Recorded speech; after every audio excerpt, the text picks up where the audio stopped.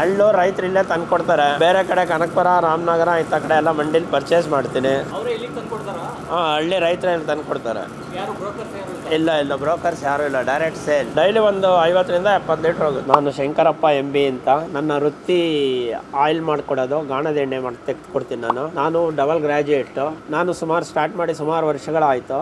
ನಮ್ಮ ತಂದೆ ಕಾಲದಿಂದ ಇತ್ತು, ಅದರಿಂದ ನಾನು ನೆಕ್ಸ್ಟು ನಾನು ಪ್ರೊಸೆಸ್ ಮಾಡಿ ನಾನು ಕಂಟಿನ್ಯೂ ಮಾಡ್ತಾ ಇದ್ದೀನಿ. ಮತ್ತು ಇಲ್ಲಿ ಮೇನ್ ಮ್ಯಾನುಫ್ಯಾಕ್ಚರ್ಡ್ ಹಳ್ಳೆಣ್ಣೆ. ಇಡೀ ಕರ್ನಾಟಕಕ್ಕೆ ಮಾಗಡಿ ಹಳ್ಳೆಣ್ಣೆ ಅನ್ನೋ ನೇಮ್ ಇದೆ. ಯಾವ ಥರ ಮಾಡ್ತೀರಾ ಚೂರು ತೋರಿಸ್ತೀರಾ?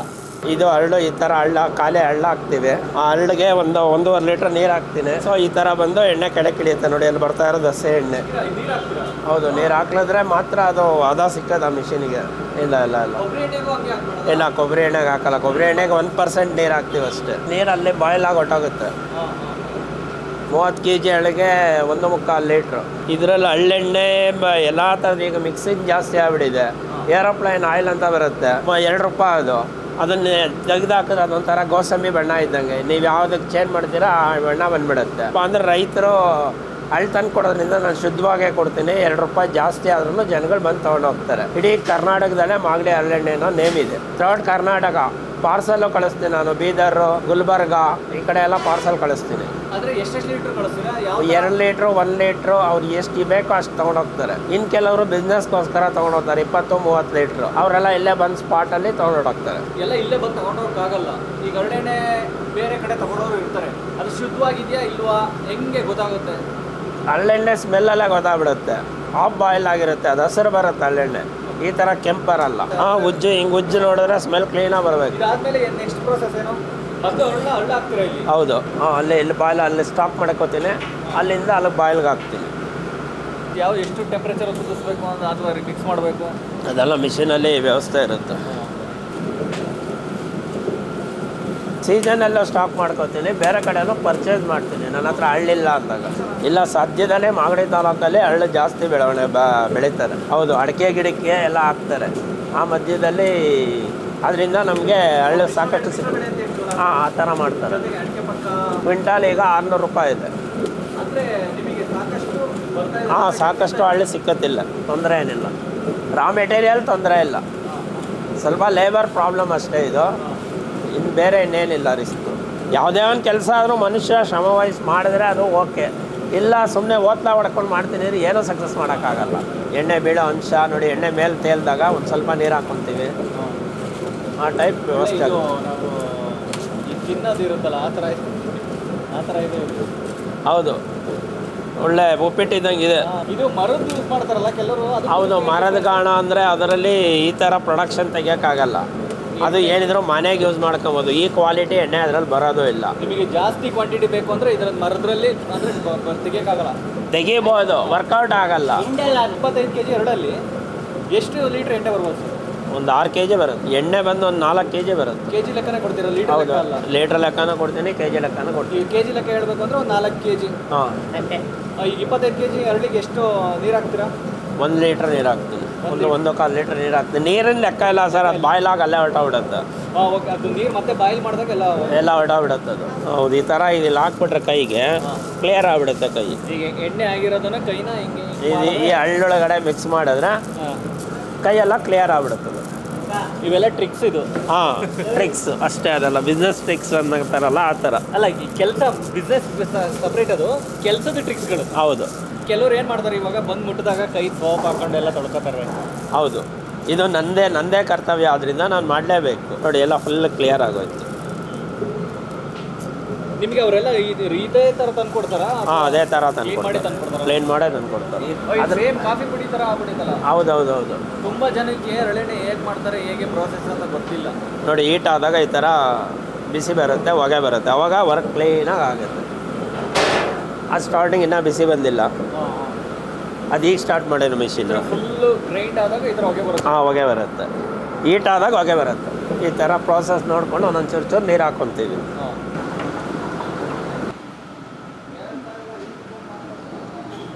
ಅದಾಗಿದ್ದು ಎಣ್ಣೆ.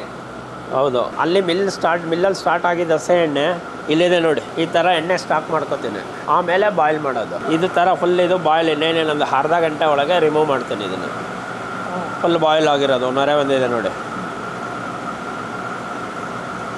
ಫುಲ್ ಬಾಯ್ಲ್ ರೆಡಿ ಆಗಿರೋದು ಇದು.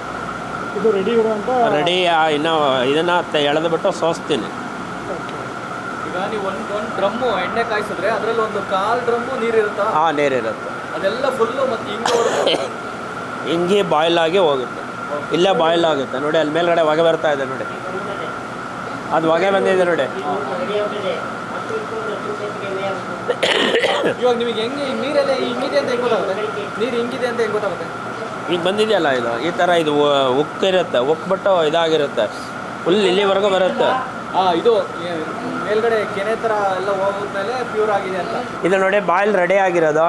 ಈ ಥರ ಜರುಗಿಸಿ ಸೋಸ್ಕೋತೀವಿ. ನಿಧಾನ ತಿಮ್ಮಯ್ಯ. ಇದು ಒಂದು ಟೆಕ್ನಿಕ್ಕು ಎಳೆಯೋದು. ಎಲ್ಲರೂ ಎಳೆಯೋಕ್ಕಾಗಲ್ಲ. ನೀವು ಅದನ್ನು ನೋಡಿದ್ರೆ ಭಯ ಬೀಳ್ತೀರಾ. ಹುಷಾರು ತಿಮ್ಮಯ್ಯ. ಇಟ್ಕೊಳ್ಳ ನಾನೇ ಬಾಬಾ. ಈಗ ಅದಕ್ಕೆ ಒಂದು ತುಂಡು ಕೊಡ್ತೀವಿ ಸಪೋರ್ಟ್ಗೆ. ಆ ತುಂಡು ಕೊಟ್ಟು ಸೋಸ್ತೀವಿ. ಹಾಂ, ಮೆಥಡ್. ಅದರೊಳಗಡೆ ಜಲ್ಡಿ ಇಟ್ಟಿದ್ದೀನಿ. ಬಾಯ್ಲ್ ಸೋಸುತ್ತದು. ಕ್ಲೀನಾಗೆ ಇದಾಗುತ್ತೆ ನೋಡಿ. ಇಲ್ಲೇ ಎಷ್ಟು ಬಿಸಿ ಬರ್ತಾ ಇದೆ ನೋಡಿ. ಇಲ್ಲೇ ನಿಂತ್ಕೊಳಕ್ಕಾಗ್ತಾ ಇಲ್ಲ. ಫುಲ್ ಬಾಯ್ಲ್ ಆಗಿರೋ ಎಣ್ಣೆ ಇದು. ಇದನ್ನು ಮುಟ್ಟೋಕ್ಕಾಗಲ್ಲ. ಈಗ ಇದು ಕೋಲ್ಡ್ ಆಗಬೇಕು ಅಂದರೆ 12 hours ಬೇಕು. ಇದನ್ನೇನೋ ಈ ಕೈ ಇಕ್ಕಿದ್ರೆ ಮೂಳೆ ಅಲ್ಲೇ ಮಾಂಸ ಅಲ್ಲಿ ಹೋಗ್ತದೆ, ಮೂಳೆ ಕೈಗೆ ಬರ್ತದೆ. ಹೌದು, ಅಷ್ಟು ಹೀಟ್ ಇದೆ ನೋಡಿ. ಅಲ್ಲಿ ಇಲ್ಲೇ ನಿಮ್ಗೆ ಎಷ್ಟು ಹೀಟ್ ಹೊಡಿತಾ ಇದೆ. ಏನೂ ಮಾಡೋಕ್ಕಾಗಲ್ಲ. 12 hours ನಾನು ವೆಯ್ಟ್ ಮಾಡಲೇಬೇಕು ಇದನ್ನು ಬಾಟಲ್ ತುಂಬಬೇಕು ಅಂದರೆ. ಆ ಥರ ಆಗುತ್ತೆ ನೋಡಿ ಸರ್. ನೀವೇ ಇಲ್ಲಿ ಕೈ ನೋಡಿ, ಇಕ್ಕಿ ನೋಡಿ ಸರ್.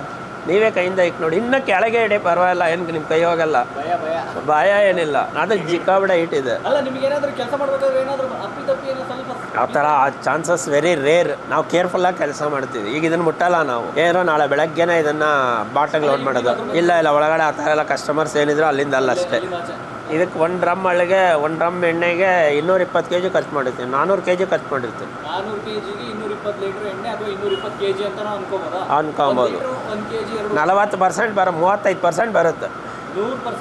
35% ಮಾತ್ರ ಎಣ್ಣೆ ಬರೋದು.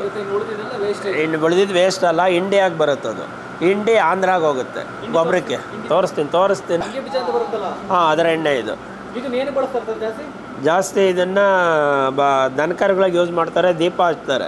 ದನಕರುಗಳಿಗೆ ಗಾಯ ಆದರೆ ಯೂಸ್ ಮಾಡ್ತಾರೆ. ಇದು ಬೇವಿನ ಎಣ್ಣೆ ಸರ್. ಇದು ಬೇವಿನ ಎಣ್ಣೆನಾ? ಹಾಂ, ಇದು ಬೇವಿನ ಎಣ್ಣೆ. ಬೇವಿನ ಎಣ್ಣೆ ಏನಕ್ಕೆ ಯೂಸ್ ಮಾಡ್ತೀವಿ ಜಾಸ್ತಿ ಹೆಚ್ಚಾಗಿ? ದನ ಕರಿಗಳಿಗೆ ಯೂಸ್ ಮಾಡ್ತಾರೆ, ಔಷಧಿ ಹೊಡಿತಾರೆ. ಗಿಡಗಳಿಗೆ ರೋಗ ಬಂದಾಗ ಮನುಷ್ಯರು ಯೂಸ್ ಮಾಡಲ್ಲ. ಮಾಡ್ತಾರೆ ಸಿಟಿಲಿ ತಲೆ ಕೂದಲಿಗೋಸ್ಕರ ಯೂಸ್ ಮಾಡ್ತಾರೆ. ಇದು ಬರುತ್ತಲ್ಲ, ಅದೇನೋ ಡಂಡ್ರಾಫು ಏನೋ ಅಂತಾರಲ್ಲ, ಹಾಂ, ಅದಕ್ಕೆ ಯೂಸ್ ಮಾಡ್ತಾರೆ. ಹಾಂ, ಇದು ಹೊಂಗೆ ಎಣ್ಣೆ. ದೀಪಕ್ಕೆ ಉಪಯೋಗಿಸ್ತಾ ಇದ್ರು ಇದು ಹಿಂದೆ. ಈಗ ಇದು ಸ್ಮೆಲ್ ಜಾಸ್ತಿ ಅಂತ ಜನಗಳು ಉಪಯೋಗಿಸಲ್ಲ. ಈಗ ದನಕರುಗಳಿಗೆ ಗಾಯ ಆದರೆ ಅದಕ್ಕೋಸ್ಕರ ಯೂಸ್ ಮಾಡ್ತಾರೆ. ಗಾಯದ ಮೇಲೆ ಇದನ್ನು ಯೂಸ್ ಮಾಡಿದ್ರೆ ನೊಣಗಳು ದನಿನ ಮೇಲೆ ಕೂರಲ್ಲ. ಹೊಂಗೆ ಬೀಜ 45 ಇದೆ. ಇಪ್ಪೆ ಎಣ್ಣೆ ಅಂತ ಇದು. ಇಪ್ಪೆ 220 ರೂಪಾಯಿ. ಅದು ರಾ ಮೆಟೀರಿಯಲ್ ಇನ್ನೂ ಎಲ್ಲ ಸಿಗುತ್ತಾ ಸರ್? ಇಲ್ಲಿಗೆ ತಂದುಕೊಡ್ತಾರಾ? ಹಾಂ, ತಂದುಕೊಡ್ತಾರೆ. ಇದನ್ನು ಲಕ್ಷ್ಮೀದೇವಿ ಹಬ್ಬದ ದಿವಸ ಜನಗಳು ಹಚ್ಚೋ ಅಭ್ಯಾಸ ಸಿಟಿಲಿದೆ. ಅವಾಗ ಮಾತ್ರ ಇದು ಸೇಲು. ಮಿಕ್ಕಂತೆ ಸೇಲ್ ಕಮ್ಮಿ. ಕೆಲವೊಂದು ಮನೆಗಳಲ್ಲೇ ಉಪಯೋಗಿಸ್ತಾರೆ ಇಪ್ಪೆ ಎಣ್ಣೆನ. ಅವ್ರು ಮಾತ್ರ ಬಂದು ತಗೊಂಡು ಹೋಗ್ತಾರೆ. ಅದ್ರ ಬಗ್ಗೆ ಗೊತ್ತಿರೋರು ಉಪಯೋಗಿಸ್ತಾರೆ. ಅಷ್ಟೇ. ಈಗ ನನಗೆ ಗೊತ್ತಿರಲಿಲ್ಲ ಅದು.